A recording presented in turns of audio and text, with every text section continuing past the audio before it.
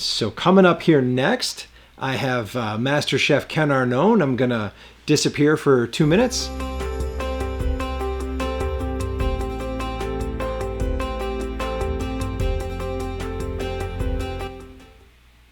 Chef Arnone, my mentor and someone I can definitely call a friend, and I definitely consider you a family member at this point in time.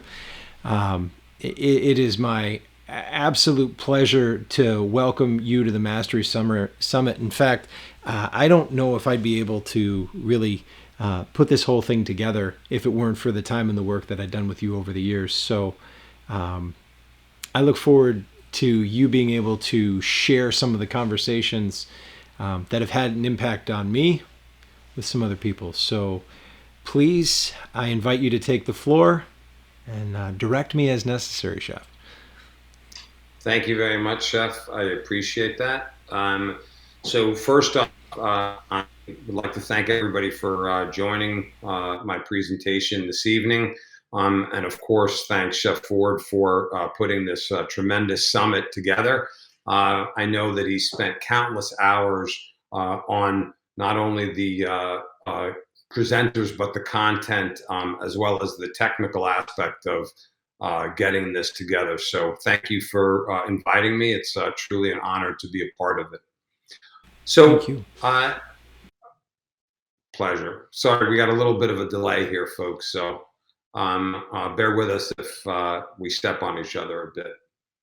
My name is Ken Arnone. I'm a certified master chef. I've been in the industry for a little bit over 40 years.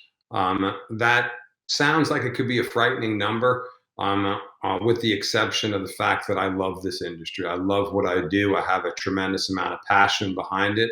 I love to learn and grow, and I love to give back to the business.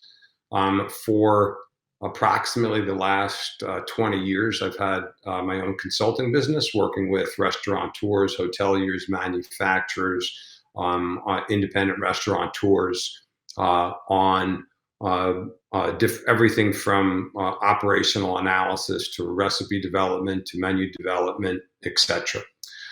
So my piece on mastery is about the basics. And what I'm going to start off with is a great quote from Tennyson.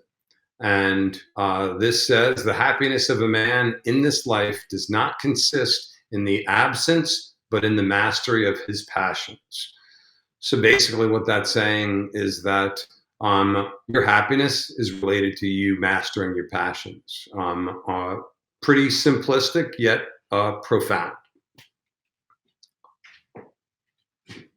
Okay. The definition of mastery. First, we have to understand that this revolves around skill, which is the ability to do something with expertise.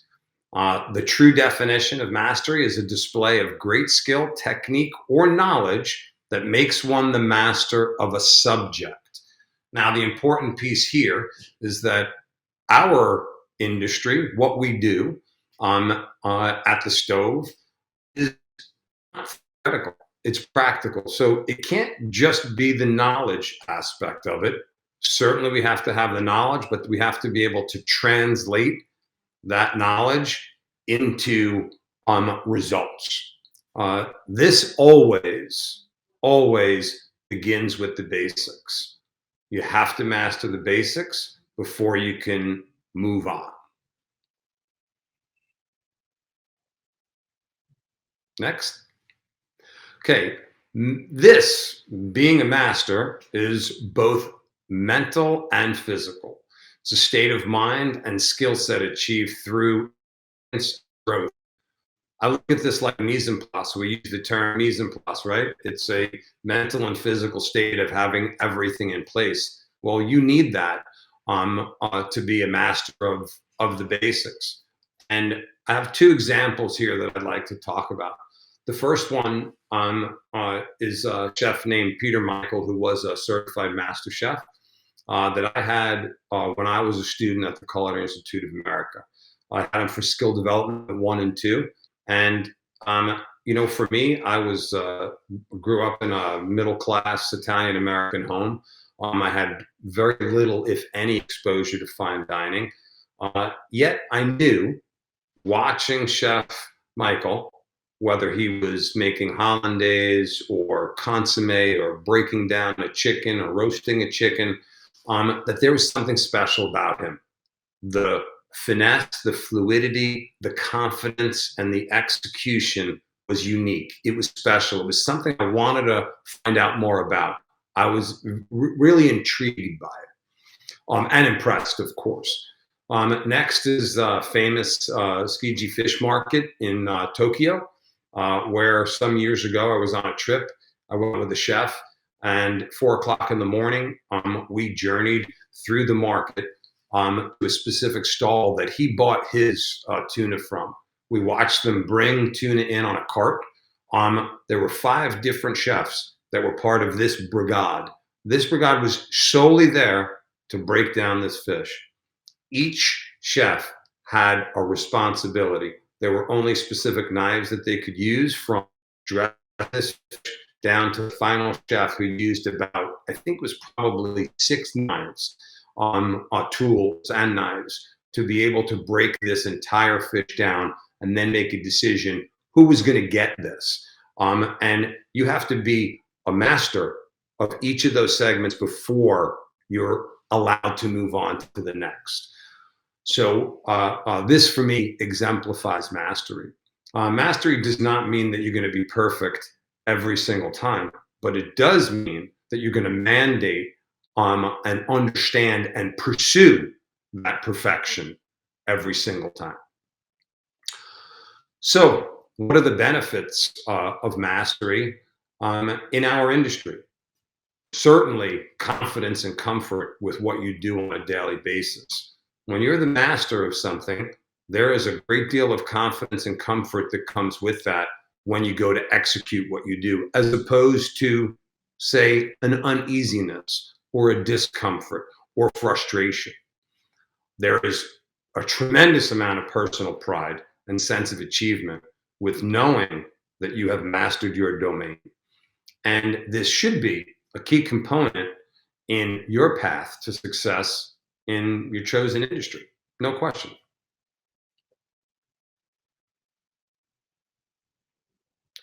Okay, that said, mastery is not for everyone.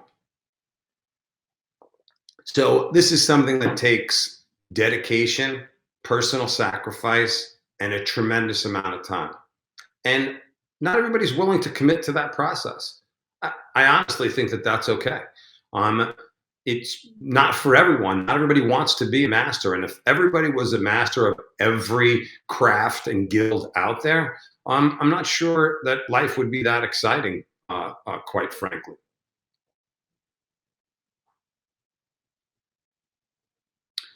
So committing to mastery is a journey.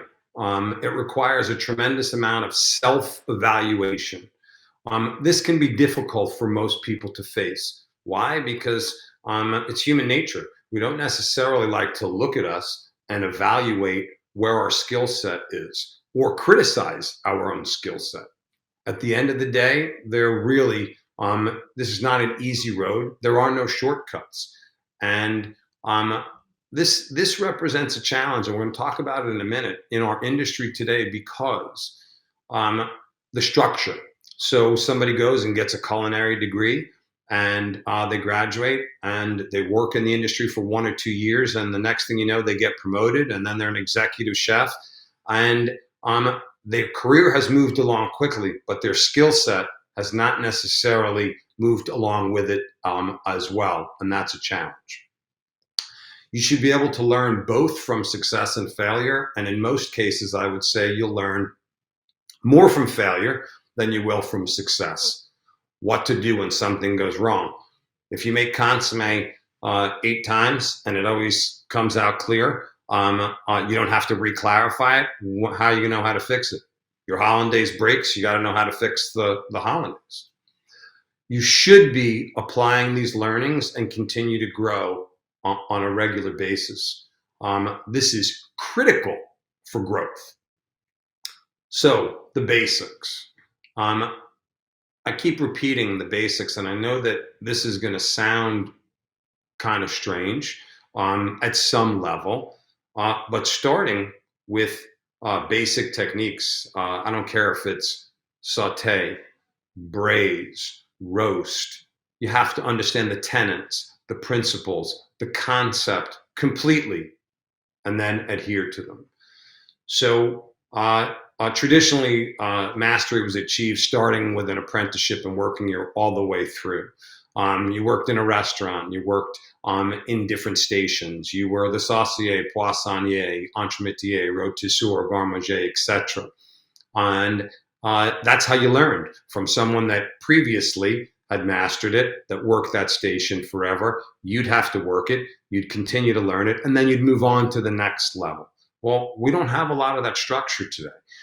So that takes us, to the next step, which is a different industry. One piece that I would like to talk about that's kind of a little pause here.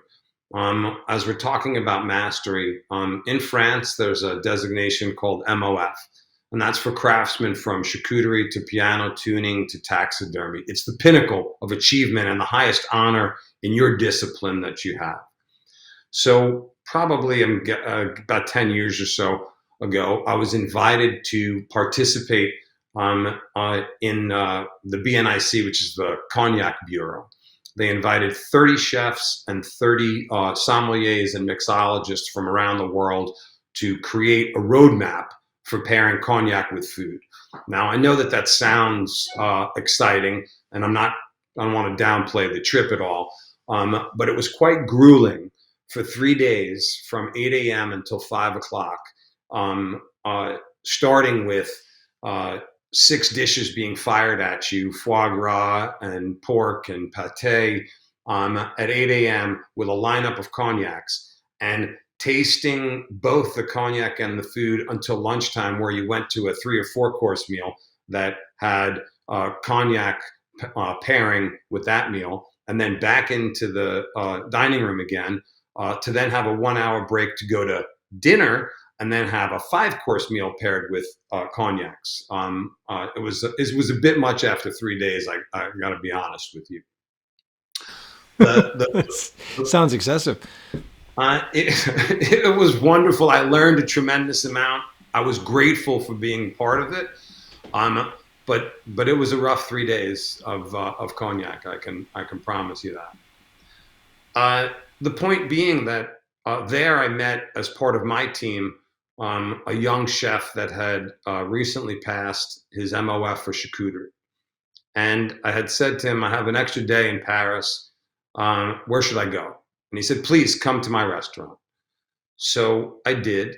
And the brief evaluation of it is that it was a phenomenal experience from the owner, who regulated how many tables he sat, where he had open tables and people were coming in and saying, oh, yes, we don't have a reservation. There's just 2 of us. Yeah, I'm sorry, I don't have anything open tonight. And so I asked him, I said, so, you keep the dining room at a controlled pace. Absolutely. I know exactly where the kitchen is at all times, and I make sure that every plate's going to come up the same.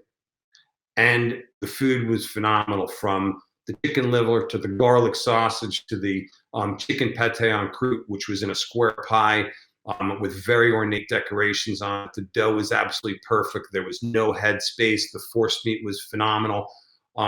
Again, mastery, but it was about the basics. This was not a meal put together with tweezers at all. It was real cooking, real food. That takes me to my experience in the industry as garde-manger chef for David Kellaway, who was is another certified master chef. And this was a tremendous experience for me. When I first started working for Chef Kellaway, important to note the kitchen organization, the roles in the kitchen, the station setup, the mise en place, the execution of every one of the team members, and the evaluation of plates. So you were working that line. You knew if you put that plate up, and it wasn't right, it was coming back to you. Didn't matter how many tickets were on the board, that plate was coming back, and you were going to redo it. As the chef garde manger, my routine started in the walk-ins in the morning, and I was trained that way to walk through the walk-ins, take a look, what trim is available, what was there left over from a banquet or a dinner, raw proteins that I had, what were the seasonal ingredients that we had, how to make a menu. And it was my responsibility to have 5 different pâtés and terrines on our charcuterie board every day. And in the beginning, these had to all be presented to chef, and they would be evaluated, and he would give you the feedback, and it was very direct feedback. You knew exactly where you stood, and maybe it was go back to the drawing board, redo something, remake the menu, until you got to the point where he felt comfortable and confident that you were going to be able to execute at the level that he required. More of that traditional role in the kitchen.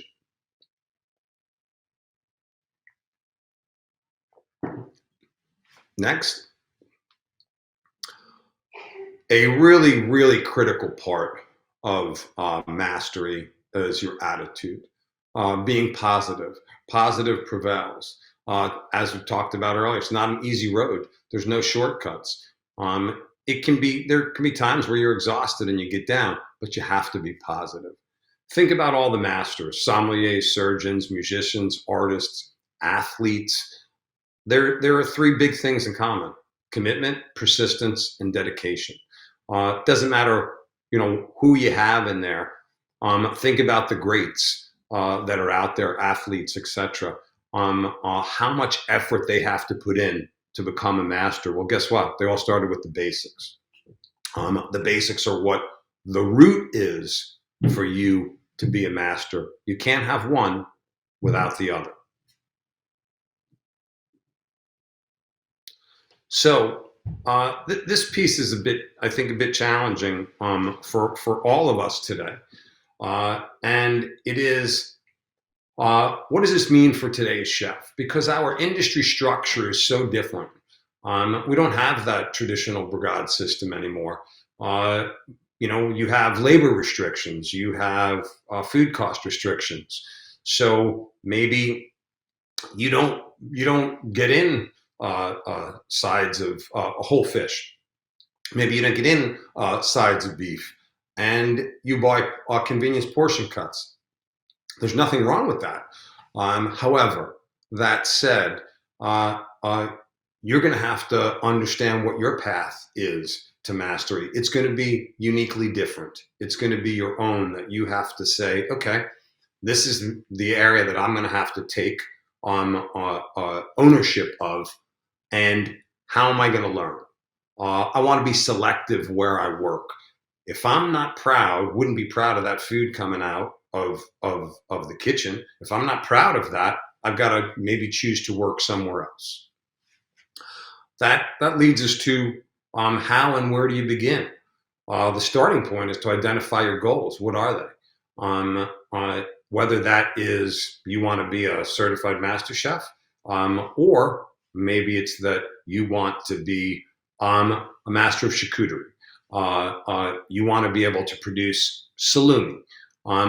You have to understand those goals in order to create a realistic path to achieve them.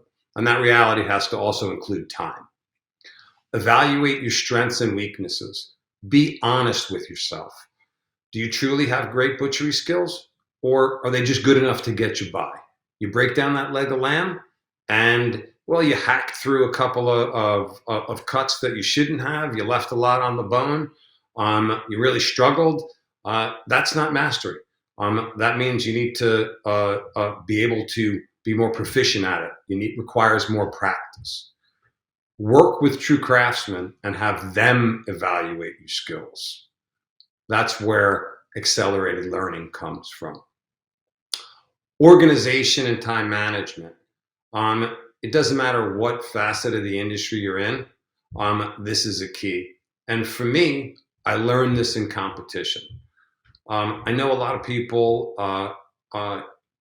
often can be negative about competition. But I can tell you that when I started doing cold food and hot food competitions, that my learning was accelerated. And the area that is most apparent, that slaps you in the face, is organization and time management. It's critical. Dedication and passion, this can't be replaced. And I'd like to talk about an experience I had. I'm going to guess it was probably 20 years ago. I attended a demo for a famous chef, and a young culinarian asked a question and made reference to passion. And this chef that you would all know today said, there isn't a correlation between passion and success in this industry.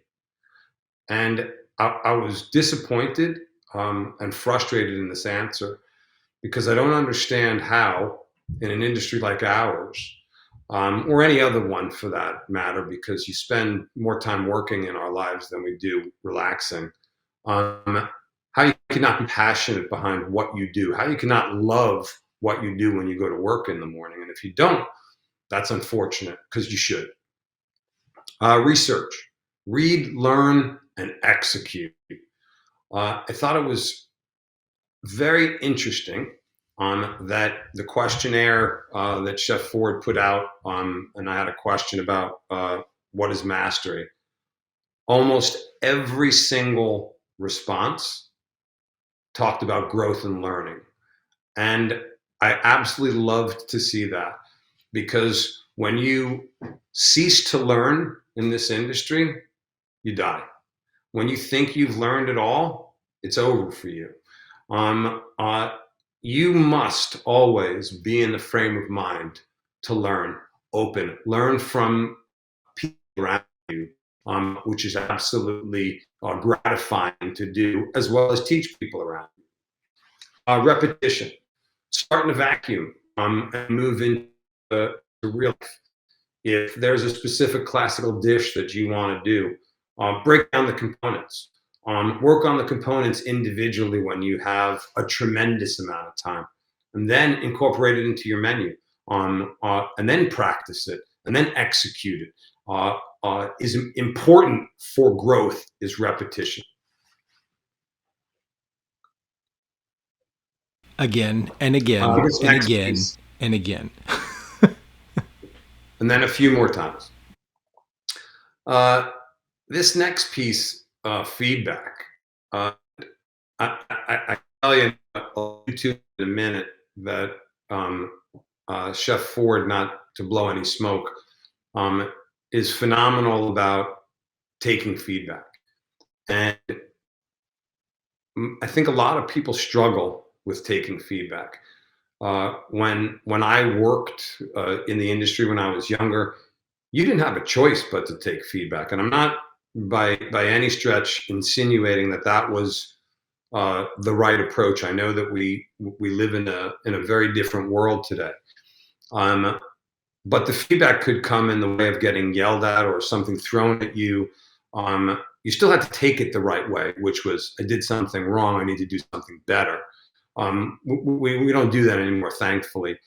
But how do you tackle feedback? Who do you get your feedback from, and what do you do with that? If your staff is the one, or your family is telling you, wow, that was delicious, it was great, I loved it, you're really not targeting the right people to get feedback from.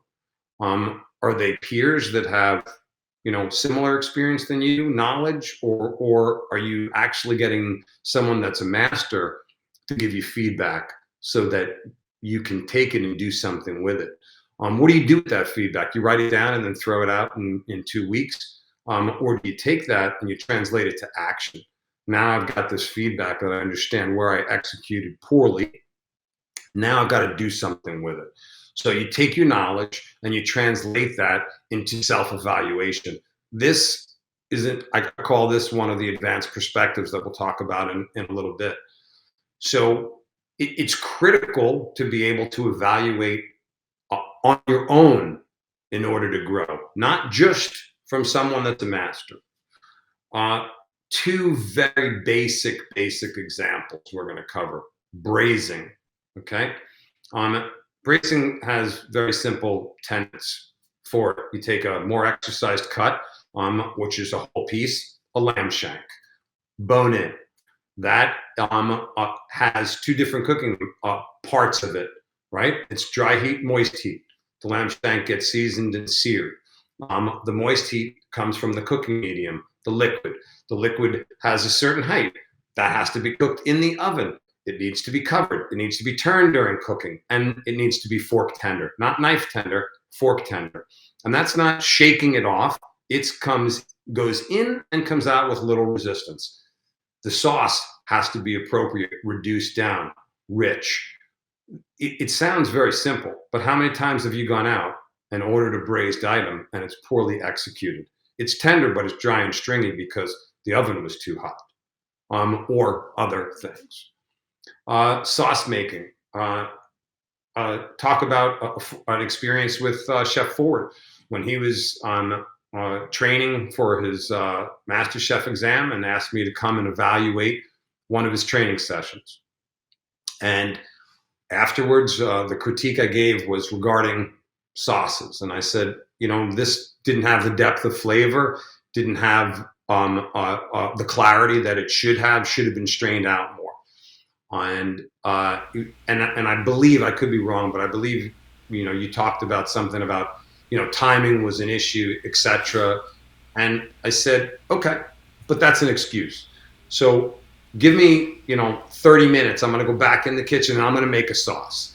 But I don't want anything new. I'm just taking what you had in the pot and on the stove because you had a lot of sauce left over. And I'm going to go in there and I'm going to make a sauce and we're going to taste them side by side. And we did. Well. And that's an example of a basic, right? Now you look at it differently. You look at sauce making differently and production differently. Yet it's basic. You can have the technical knowledge to make an item and make it once or twice successfully and clearly not be the master of it. Standards do exist. I want to be really clear about this because very often people say, it's an opinion. Well, no, it's not an opinion. The most basic example is consommé. So the consommé comes. Is it clear? That's a yes or no. That's not, well, it's in the middle. No, clear, cloudy. Is the color appropriate? It's a chicken consommé. Is it golden? Yes or no? Has it been defatted? Well, most of it. Well, I guess the answer is no. Or yes, perfect, crystal clear. What's the flavor? Does it have great depth of flavor? Has it been seasoned properly? And the seasoning was strained out? We have specks in it? Is the garnish appropriate? What was the process and what was the amount produced? And the only reason I say that has to do with what the flavor is. Did you make 2 gallons and you needed 3 quarts? Well, there's probably a flavor loss associated with that. Standards exist. The classics. These revolve around the basics. They've endured the test of time for a reason. That's not my quote. Making an omelet, roasting a chicken. Vanilla creme brulee, right? It's a basic custard, is never, ever going to be replaced by bacon and egg ice cream. I take nothing away from the fat duck. Tremendous contribution to our industry. But you're not going out for dinner and saying, oh my God, I'm craving bacon and egg ice cream tonight. I can't wait to get me some. Master the basics. Once you master the basics, you can then move up to the next level. Consistently execute the basics to the highest standard possible. I'm going to bring in the CMC exam here just for a bit because it's important. No one, I have never seen someone be unsuccessful when they executed the basics time and time again. The dish was not successful because the basics weren't executed properly.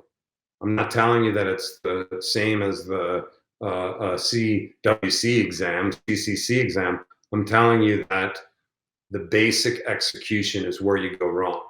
And what happens? You compromise your integrity, regardless of the situation. I'm short staffed. I was pressed for time today. I don't normally do that, but guess what? I don't normally do that becomes your standard. And then you do normally do that. And now you've completely changed the technique.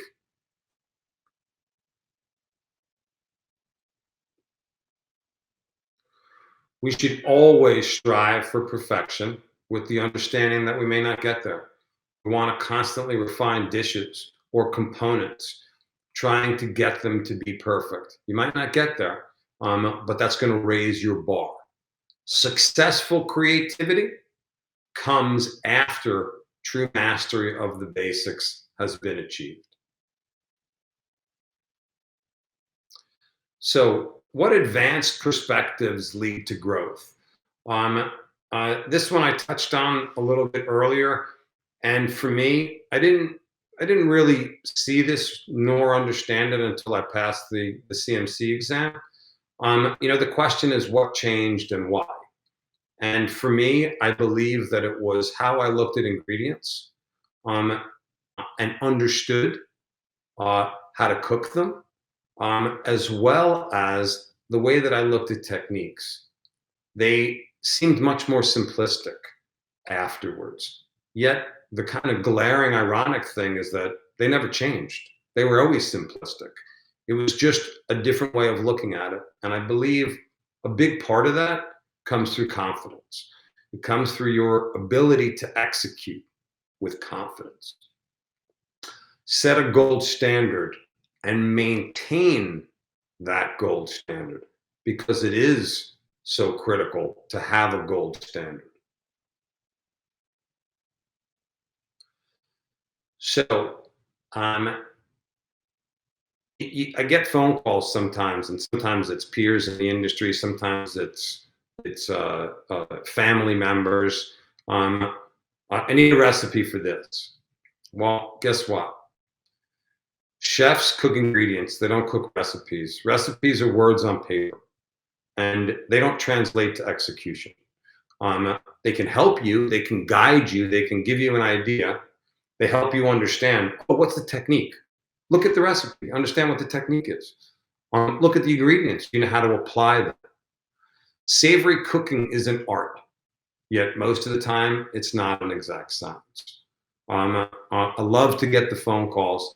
How long do I cook this for? Because that's a great question. How long do I cook it for? Is it 10 minutes a pound? Is it 15 minutes, 20 minutes, 5 minutes? I don't know. I'm not in your house right now. I don't know exactly what's going on there. I don't know what kind of oven you have. I don't know what your range is. So that means that you control the outcome 100% of the time. Always you control it. So if you burn something and you happen to be there at the stove, or it's in the oven, I remember vividly my internship. I was at the Culinary Institute of America working for Chef Victor Hilise, one of the greatest experiences of my life. Held me accountable for everything in the kitchen. And at first I was like, what, is this guy nuts? Like, I'm not even on that side of the kitchen. What am I getting yelled at for? And then I realized he wanted me to be aware of control. He wanted me aware of what was going on in the kitchen at all times. And understand that I participate in that success of the shift of the kitchen. It didn't matter what station I was on. It was irrelevant. So important to note, you control the outcome every single time that you cook. Now I put up a couple of pictures here. Getting back to the basics. This is from, took this a few weeks ago. This is from my restaurant. It's a fast casual Italian rotisserie restaurant. Really simple, right? Nothing complicated here. Some chickens that we brine. We have a dry rub. I have a rotisol rotisserie that's absolutely phenomenal. But guess what? My team knows they have to participate in it. So it's critical that when we put it on there, that you may need to move the spits closer. You may need to pull them back a little bit. But what's the end result? We don't just set a timer and walk away and come back and pull them out. The end result is great crispy skin with moist, juicy chicken.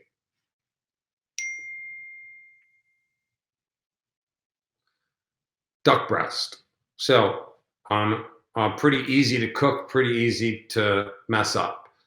Score the skin, low heat, render that fat out, ensure that the fat is rendered as much as you possibly can. You can rush this, absolutely, and ensure that you get a nice white layer of jellyfish fat underneath that crispy skin. Affects the outcome. Simplicity, absolutely. Basics, yes. Easy, not necessarily.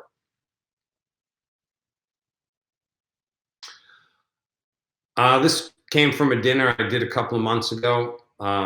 These were some salmon. It was a salmon mousseline with a inlay garnish of seared scallops and shrimp that were for an appetizer course. So, what's the process here? Mousseline style force meat, not very complicated, but plenty of opportunities to mess it up. So temperature of your ingredients is critical. Then being able to ensure that the product is chopped properly or ground properly before it goes into a food processor. Making sure that you don't incorporating too much air into there. Are you pouring the cream in there, whipping air into this force meat? Or are you folding it in? Did it get tammied? Did you do Cannell tests? How many? Did you do one and say, oh yeah, that's good, or oh, just a little pinch of salt and I'm ready to go? And then of course rolling them, ensuring that they're the same diameter, and then of course cooking. This is a gluten-free gnocchi, cavatelli, that I worked on for a couple of weeks to get down for a dish that I wanted to do. And it wasn't easy to get the formula down where I wanted it to get the texture right and the flavor right. And then the next picture is of the finished dish itself, which I consider to be simplicity. These beautifully poached clams with guanciale that was diced and just lightly browned, so it's not crunchy and dry, but had that juicy bite from the fat that was offsetting the saltiness of the clams, and the guanciale was not salty. With some broccoli rabe and butter and fresh herbs and garlic chips and some pickled Fresnos. Simplicity, but beautiful in execution, represent mastery. Say that one more time. Simplicity in execution, yet represents mastery. Thank you. No, thank you.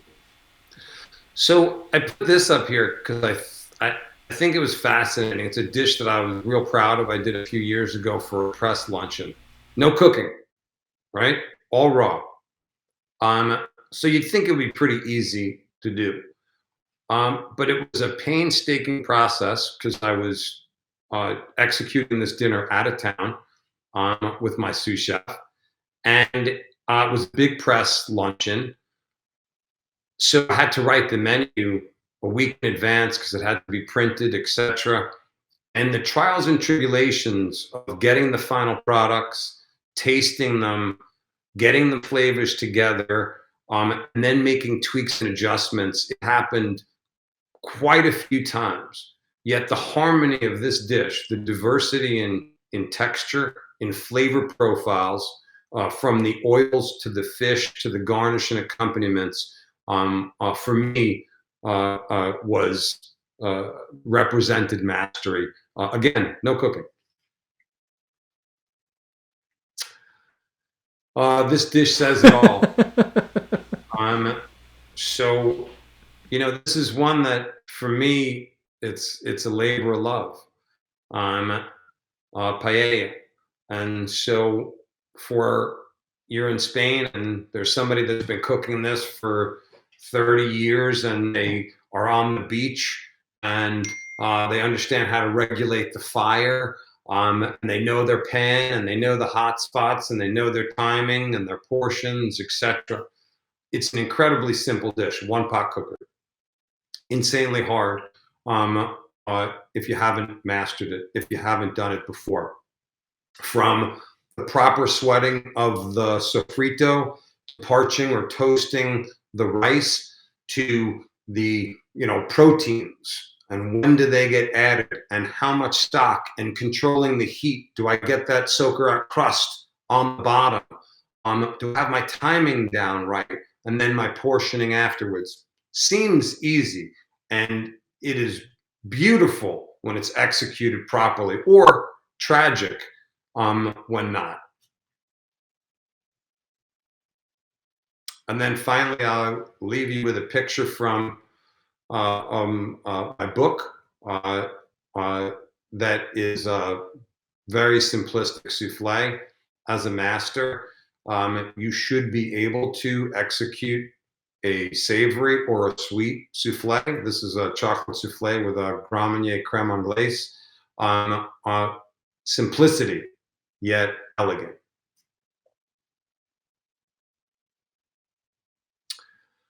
And my final words are critical to be engaged in what you do. I cannot stress enough that you need to have your kitchen goggles on. Pay attention to what you're doing, evaluate what you're doing, hold true to those standards. Be honest with yourself. Truly understand the principles of culinary techniques. Master those techniques and apply yourself every single time. Thank you. Thank you, Chef. That was awesome, and great presentation. Give me 1 second here. I'm just allow me a And moment by the here. way, while you're doing that, I'm going to comment. Yesterday morning, I had the pancakes from the Dotted Lime. Okay, I bought a pancake mix, and I can tell you that they were incredible. that's awesome. I mean, I'm glad to hear that. I know I had mentioned it to you, and I know that you definitely like to you prefer to eat gluten free. So I'm glad to When I hear that, can. and I'm glad to pass that along to them. I think what they do is really special. So that's good. Yeah, very superior product. Yep, it's a good pancake. Yeah, it was delicious. Yeah, and that was my perspective. Thank you for Great sharing that. texture, incredible texture. Yeah, and good flavor, like legitimate flavor, Yeah. great texture, good rise. Yeah, and Oh yeah, great air bubbles. Don't normally get those. no, no, you don't. But I guess that's what happens when you have a chef who knows and a pastry chef who cares working together to create a superior product. Yes. Yeah. And it Obviously, they put a tremendous amount of effort into that. well, and it's a market that has plenty of room for improvement. Plenty. 100%. So, thank you. I'm really excited to hear that. I know he'll be. I know Paul will be as well, and I'm sure I know Chrissy will be. So I will definitely pass Please, that without along. that. Yeah, absolutely. There's so many things that you said, and there's so many lessons that I was able to take away. Um, I've taken these lessons over the years, and even then, I found myself with a page and a half's worth of notes, and so I had a few, I guess, comments and a few questions as well. It's Please. interesting to hear you talk about Chef Peter Michaels and the way he masterfully moved, his finesse and his experience, as kind of a magician, right? It's Yeah. it ties into that habit of being an excellent cook. It ties into the habit of being a master, right? Yeah. 100% it does. And I know for me, I liken it to cooking on the line. When you get back in the kitchen, I remember, if you remember, I'll use the example from when you and Matt were in, Cola Vita Center, the Caterina de Medici. And remember when we would do graduation, Hmm. the excitement and the thrill for Chef Dwayne LaPuma and myself to cook, to be on a station, to split that in half it's like a symphony. And it's just magic, right? Hmm. You're making sure that you've got everything moving in the right direction. And there's beauty in that. That's art. And that is a component of mastery, and it's something I love about this business. And that's that's something that I guess I've become a bit of a flow junkie because of it, because I realize that that's that is just a state of flow, and the only way to get to that state of flow is to really know it, to be so familiar with it, and to have it so programmed that it just comes out. The I talk about the Navy SEALs have a quote that I absolutely love, and it's slow is smooth and smooth is fast. Right. And And when you're hitting that groove, right? oh You can feel it. You can feel the groove coming. yeah, it's funny because it was said to me, I think it was you that said it to me at the exam, if you're trying to think your way through the exam, you won't make it. And Correct. and I understand exactly what that means now, because you can't consciously work your way through the exam. Your subconscious has to do what it has to do, because things happen too fast to try and think your way through. You'll never catch up. Never. It's you have to be it. You have to be at the level to do what you're supposed to do when you're supposed to do it. Yeah, and for me, uh, who took the test twice, I can tell you that where I went wrong um, was overthinking Hmm. and not executing.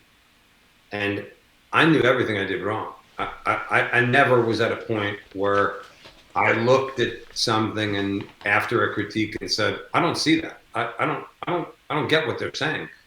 I looked at it. I knew, oh, that was a failure in execution.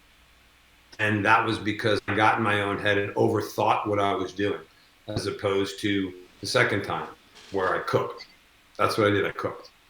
And the results speak for themselves.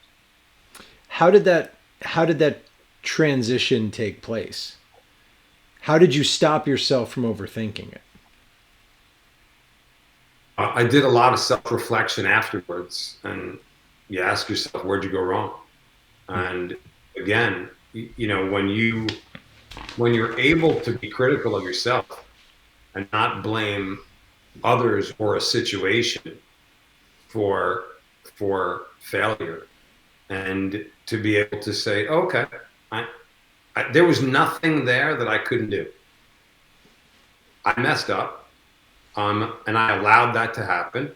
So, how do I correct that?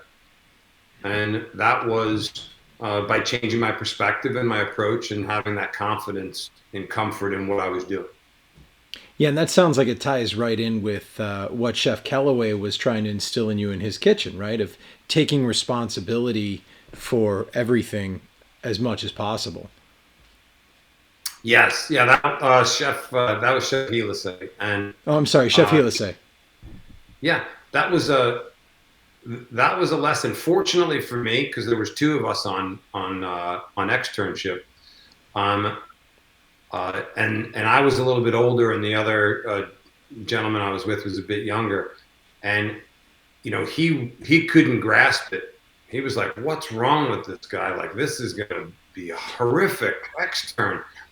And I think probably because I was a little bit older, I was able to say, "No, no, listen. Understand, he's trying to teach us something. Hmm. There's a positive to come out of this. We're going to come out of this a lot better. Yeah, it's going to be a lot of hard work, a lot of self exploration, but at the end of the day, we're going to be so much better off coming out of this. It wasn't a relaxed, oh, I'm going to go on extern. It's going to be fun. We worked our butts off, but the knowledge and experience that came out of that, the self awareness in the kitchen um, uh, of everything that was going on was huge, a huge part. and impacted my career tremendously. There's so much there to unpack, but one of the things that you just said that sticks out as a really big lesson to me is, you know, being able to ask the question of what's the lesson for me in this, and I know Yeah, that was something that you and I have talked about for years, and it's funny having 23 years of history. Like it's funny thinking about that, right? yeah, But I know we've touched on that many times before, so thank you. I have a yeah. Because question. it's Go ahead.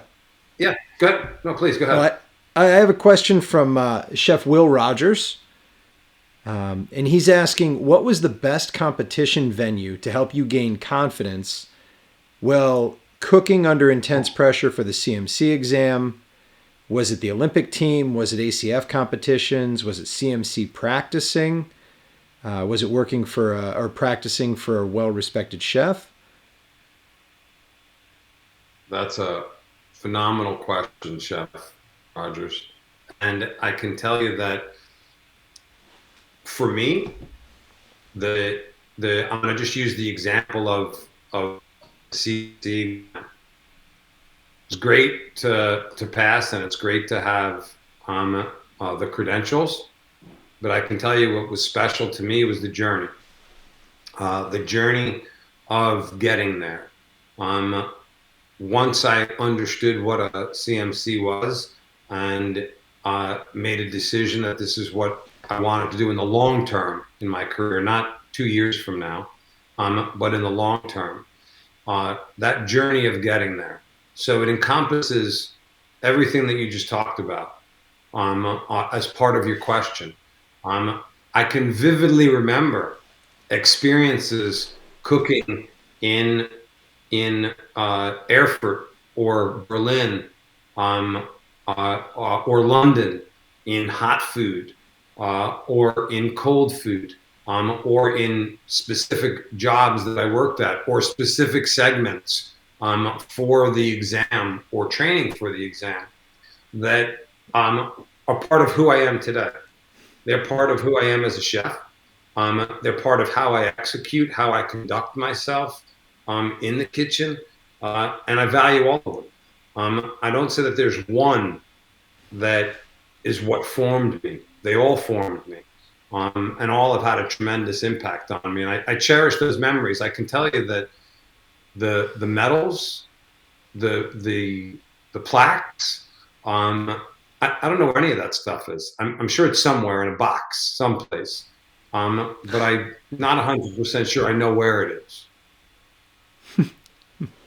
I get it. And he said, thank you very much for your time. So thank you for answering that, Chef. Of course. Let's see. You know, you mentioned that Chef Kellaway had a particular method for evaluating charcuterie, and you know, I mean, obviously, I'm sure it was quite blunt and quite honest. And what were some of the things that, or what were the things that he was focused on when he was talking about charcuterie, when he was evaluating your charcuterie? Yeah. So one of the I think one of the awesome, amazing things, um, and incredibly intimidating things initially when I first started working for Chef Calloway was how calm he is. Never gets rifled, doesn't raise his voice, um, and has just this real gentle way um, of delivering a critique to you. Uh, you can afterwards sometimes feel incredibly insecure that you didn't see what he saw. And he had this knack for presentation, this artistic flair that was phenomenal. But I can remember when I first started in training in garde manger, and fortunately for me, I worked with the sous chef at first. And, um, I would have these grandiose ideas about what I was going to do and what I was going to make. And Bill Morris, who's one of the best chefs I ever worked with, who is out in Seattle. Um, and he would say, okay, well that sounds great, but maybe you want to think about this, um, and I would say, oh yeah, that sounds pretty smart. I guess I should think about it from that perspective, or no, I guess those flavors don't go together, do they? No, they don't. You're forcing something here. Let's take some stuff away from this. Let's take a few components out of this green or this pate. Maybe there's too much going on with your accompaniments. And Chef Calloway had a mannerism of, on one hand, simplicity, um, uh, but the level of execution had to be superior. And so sometimes that was very detailed in its production. We did this one dish that was a mushroom charlotte, and we had to take Pullman loaves of bread and cut on the slicer different lengths, and then cut out a perfect disc with a biscuit cutter for the bottom of a 4 ounce, or no, it's probably an 8 ounce aluminum ramekin.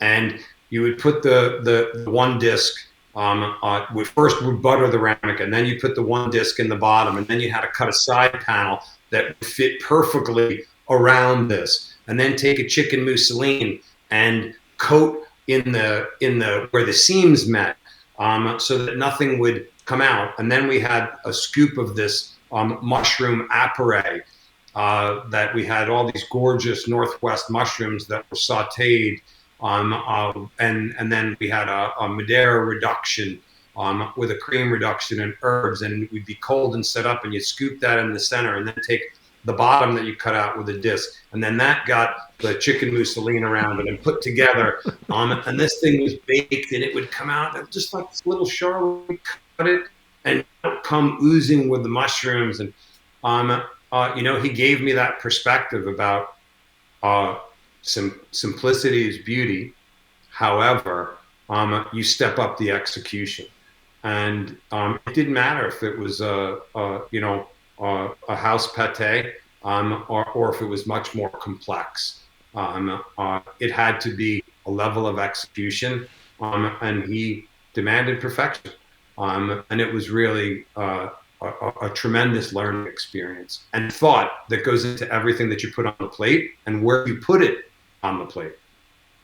Well, and I'll never forget the conversation you and I had when your question to me was, what can you take away from your plate to make this better? And Yeah, that was a change. That was a big, one of those big moment conversations for me in understanding that it's far better to not waste your time on a throwaway component and make more solid basics better. yeah.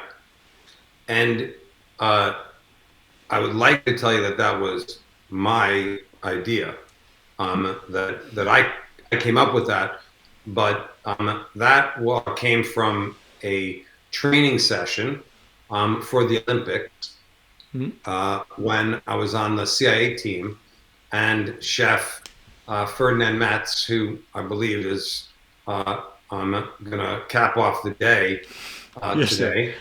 Um, we had done a dish, and he was gracious enough to come and evaluate for us, and that was something that he said, that, and he said many things that stuck with me and struck me, but he looked at this and said, what can we take away from this to make it better? And very often people want to add things to a dish to make it better, and don't see the opportunity and the value in removing ingredients and or components to make something better. Yeah, to step up the cooking on the primary stuff, and it's Yeah, it's funny because I definitely reference you in telling me that, because I know there's some people who are watching right now who I've actually said that to, and it's the same, right? I never would have heard it if I hadn't heard it from you, right. and it's cool to be able to pass that message along, and it comes from you, and we all, I guess, stand on the shoulders of giants before us, right? We all take the lessons from those who've done it before, and so. Well, hopefully we do. Well, yeah, okay, yeah. If you're successful, you probably do. Yeah. If you want to be successful, you will. Right. You definitely should. You touched on that really, really well with accelerated learning, right? With coaching, with mentoring, you can really hit a different level of accelerated learning instead of figuring it all out on your own the hard way. Yeah, that's a very painful road that often doesn't end with good results. This is true. This is very true, and obviously that's only half of the equation, right? If you're not integrating those lessons, you're certainly not going to change anything. Yeah, and that's where one thing that I think competitions, going back to Chef uh, Roger's question before about competition, competition part of it. Some of the value there is that you can make a platter or a menu over and over 3, 4, 5 times and improve on the execution, make it better. How do I make this better? What can I do to make this better? And how many times am I going to do this until I get it to the point where I say, that's it. That's the platter. Mm-hmm. And that's one of the beautiful things I think of competition is it forces you to work and rework and work and learn the nooks and crannies until you can't get it wrong, right? You have to go through that stage of figuring out the ways that don't work, the ways that work, and so that the one time it works isn't the stopping point. It's when it can't go wrong. And there's an adrenaline rush associated with that, for sure. And for those of you that have competed at a high level, say in the Olympics, it becomes it can become an addiction, and I mean that in a serious way. Of competition, I know that I missed my older son's first and second birthday because I was away competing overseas, and it was that important to me. And I mean, reality is he doesn't remember that I wasn't there. He was one, uh, but it was important enough for me to make sure I was in these competitions. Because it is a high, it's an adrenaline rush to be in there and executing at a higher level, and pushing yourself. And that certainly is a path to growth. And a very motivating one as well. Performance junkie, for sure. Yeah. That ties into a good conversation. I still have a few conversations. I hope you're good on time. Yeah. But I think that ties into a conversation of balance, right? I think chefs talk and ask me about balance all the time. How to get balance in life. And for me, I think balance is very, I don't even want to say it's tricky. I want to say it's almost impossible. There needs to be some form of counterbalance, right? Like if you want to make progress, you're going to have to go all in for a period of time, period. But you need to be able to counteract that a little bit. I'm just curious, what is balance to you? What are your thoughts on it, and how do you go about trying to, I don't know, what's your philosophy on balance? Yeah, I think it's the structure in the industry today lends itself, not always, but in general, to a more balanced schedule. I think there's a lot more opportunities for chefs to not be working 6 and 7 days a week, and working 14, 16 hours a day. I'm not saying in every environment, but there's more of a acceptance and tolerance for somewhat of a normal schedule. That said, when you're pursuing mastery in this environment today, yeah, it's going to require that your life is probably unbalanced. And I'm not sure that there is a way around that. And I think you achieve overall balance at different stages in your career and your life. And so, I worked building my business, my consulting business, when, my boys were in school, grade school. Um, I spent a lot of the time on the road, and then I was home on the weekend, and built that business up. And that afforded me, so I didn't have great balance there, because I'd be on a plane on Monday and come back on Thursday or Friday, and I'd see them on the weekend. And then when they got into high school and they were playing sports at a higher level and in college, I was fortunate enough in my business to be able to take time off, so that I went to all of their games, and I felt at that point, you know what, I did achieve a balance in my life. And now I'm, old, and I definitely create balance in my life. But it might not be the same for everybody at different points in your career. But it is important to have time, and that goes back to organization and time management. Set time for yourself, whether that's to have family time, which is important, or personal time. Set time to stay in shape, and keep yourself active. For me, it's biking and running and working out. But create time management, a schedule for yourself. Yeah, it's hard to feel energized when you're not taking care of yourself. Oh, it's painful, So and you it can be dangerous too. dangerous is a very good way to put that. Um, Yeah. the years are not kind as you start to hit that the 50 mark. I think I hear stories of fairly young chefs who experience life changing things around that period of time, and I think a lot of that can potentially be avoided if you're taking care of yourself by trying to maintain your health. Yeah, and that's that also holds to balance, right? Do you balance on your health? So do you eat properly? I mean, as chefs, we have a responsibility to understand about nutrition. And then, do you do any exercise? And I'm not saying, listen, I've run marathons, I've done triathlons.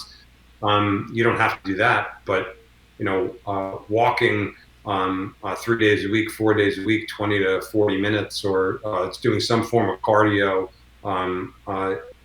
It helps you mentally, and that keeps your strength up. Yeah, it makes you a better human for sure. Yeah, Yeah. and I know I get crabby when I'm not taking care of myself, when I'm not working out, when I'm not Okay. eating properly. I get pretty crabby. Yeah, and I get really hard to work with myself, so I can definitely understand that when I'm Yeah, not working out. My workout grounds me, and it actually helps me be a lot more effective. 45 minutes at the gym a day really sets up the rest oh, of my day so much better. 100% mental clarity. So you said chefs cook ingredients, not recipes, and I hadn't really thought about that way, right? But it makes perfect sense, and it ties into that idea of mastery and the requirement that comes from understanding ingredients and understanding how things function together. Can you, Yeah. I don't know, just dig into that a little deeper? Yeah, this is, I think, part and parcel for that one of the last comments that I had on the last slide, which was be engaged. Um, you've got to be engaged with what you're doing, and uh, a recipe calls for ingredients, and I think a good analogy would be the CMC exam. where classical cuisine, you're taking Le Guide Culinaire, Escaffier's, one of Escaffier's works, and you're reading it today with your knowledge and reading a translation in a book that I think it was, first, was, I think it was 1890 something, that he initially came out with that book. Yeah, the first edition's around there. So, so you're taking this recipe that you're reading, it's words, and you're trying to translate that to a dish in a time where we don't do a lot of classical cuisine anymore. And um, if you're cooking by the numbers, following exactly in the recipe, um, uh, and I want to be a little bit cautious about saying that. I'm not suggesting creative freedom. I'm saying if you're just following the words, because understanding that this was translated from French to English, and that the ingredients are not the same today, that you have to be cognizant of this fact. You have to understand that these are just words on paper. So, what is the actual dish? What are the ingredients? What is the cooking technique? And how does that translate to today? And again, I don't mean creative freedom. I mean, are the ingredients different today? Is the cream today the same as the cream was in 1890? Well, no, it's not. Is the vinegar the same?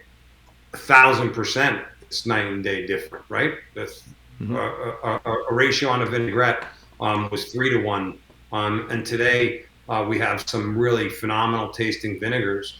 And if you want to highlight that vinegar in the dressing, you're not going to be at 3 to 1. So those are words on paper. You're the chef.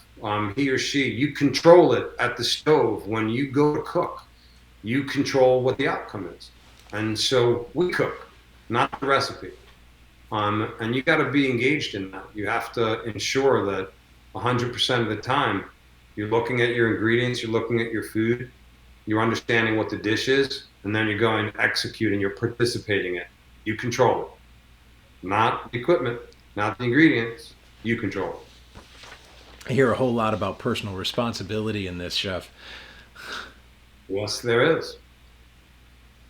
It's I always like it that I prefer it that way, actually, because if it's my responsibility, then I have the power to change it. So I hear that. You do, and that's a positive point. But as I talked about earlier, that self-reflection. Not a lot of people like to self-reflect, and it seems easier to blame everybody else, right? It's this one's fault, it's that one's fault, it's this one's fault, it's not my fault. I didn't, I did everything I could. But at the end of the day, the buck stops with you. And so you need to have that personal accountability and responsibility in order to grow. What could I do differently? What could I do better? And that's an important thing, I think, in every situation when something doesn't go right. Step back. Okay, what could I do better? Was it my communication? Or was it my execution? What was it that could have been better? So, for sure, personal accountability.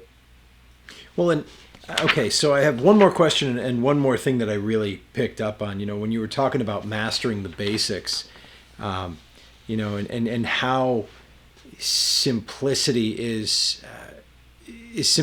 challenging. Okay, so I have two colliding thoughts in my head. I'm just going to work them out. I apologize for making you hear my word salad while I work that out. But when you talk about mastering the basics, I think so many people forget and lose sight of the fact that a chef like Ferran Adria was truly classically trained. Right.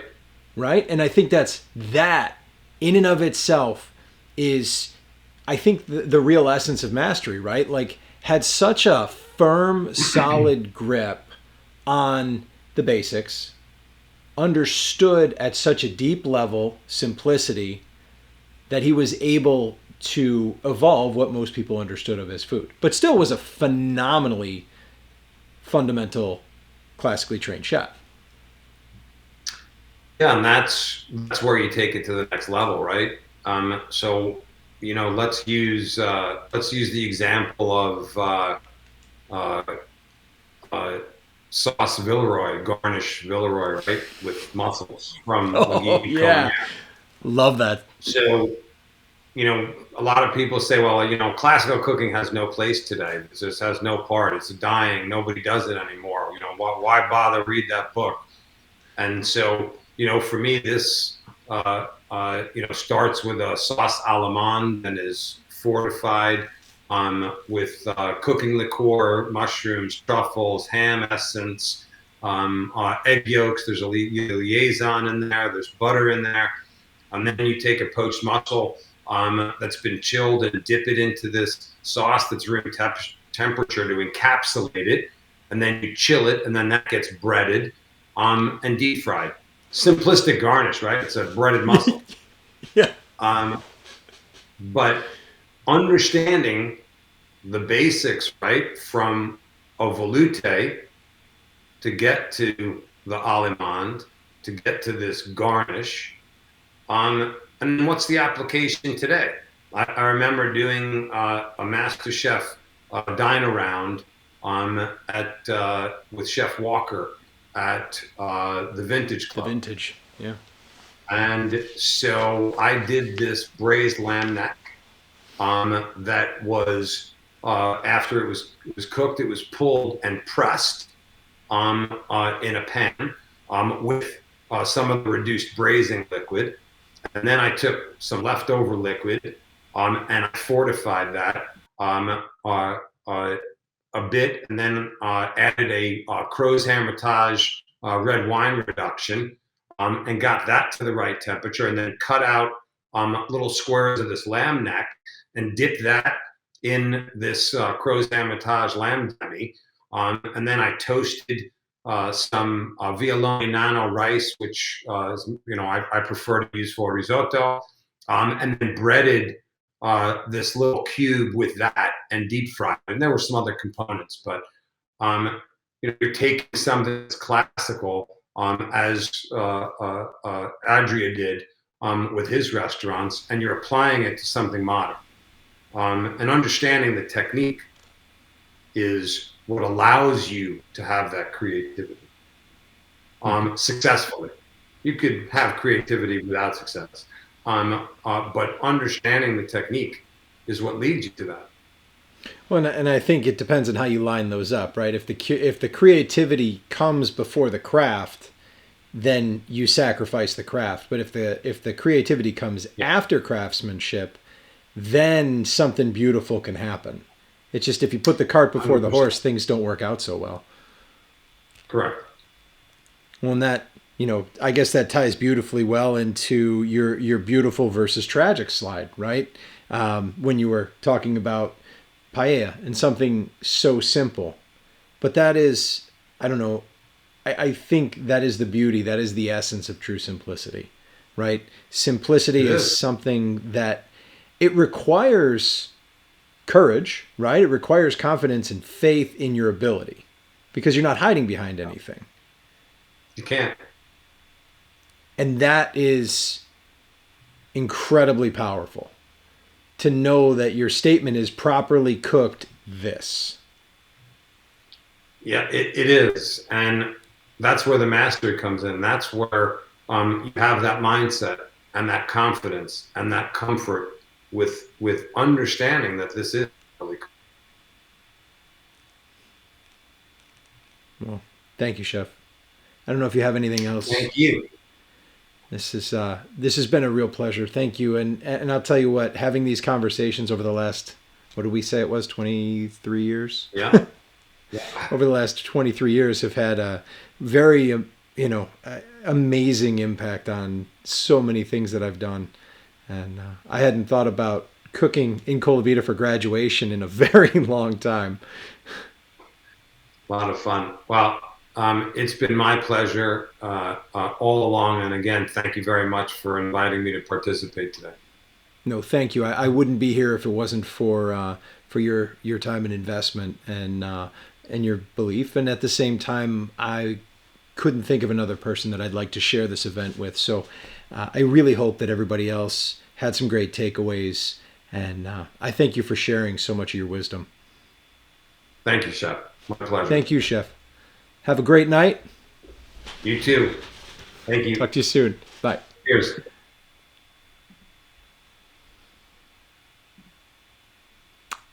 Ladies and gentlemen, Master Chef Ken Arnone. I cannot tell you how many of those conversations I've had. Much like Master Chef Andrini, Chef Arnone has been there for me in so many of those instances when I just wasn't exactly positive of where to go, or I wasn't clear on what step to take. I hope that you see the mentor that he's been to me, and I hope that helps you understand my goal in being a mentor to so many people, and the necessity in this world for great mentors. Mentors who know what they're doing, mentors who believe in what they do, and who stand up for the standards that allow us to make this industry a noble industry. And I cannot believe how fast this day is going, but I hope that you're enjoying yourself. I really hope that you have tons of notes. I'm going to go back over this in a little bit, but before I get into my final shebang here, I just kind of want to go over a few things with you as we've kind of moved forward, right? Paul and Chrissy Jensen, what are some things that they touched on that maybe you can incorporate into your operation? If you're looking for a gluten-free pancake, I can promise you, you won't be disappointed, and you will surprise members, guests. You will surprise everybody by pulling out a pancake that's that good. They not only have like a house version where it's the little paper packet, but they also have commercial packaging where it's actually a plastic tub, so you can mix your pancake mix and you can keep it stored. It's abundantly clear that it's not your normal pancake mix, and it's a different color. He went through a lot of work, and they've spent a lot of time. Paul has been a professional chef for a very long time, so he understands professional kitchens, and I think that's really awesome. So what were some things that you took away from that conversation? And then moving towards Chef Arnone, just take a minute real quick and think through his presentation, and take a moment and, I don't know, think about some of the things that maybe caught you off guard, or maybe some of the things that resonated with you, and realize that, as you're watching me, as you're watching this, that your voice is the voice for the next generation. Your lessons are the ones that the newer cooks are going to be hearing as they come into the business. So take a few minutes, and we'll be back with Master Chef Metz coming up here in a few minutes to take this thing home.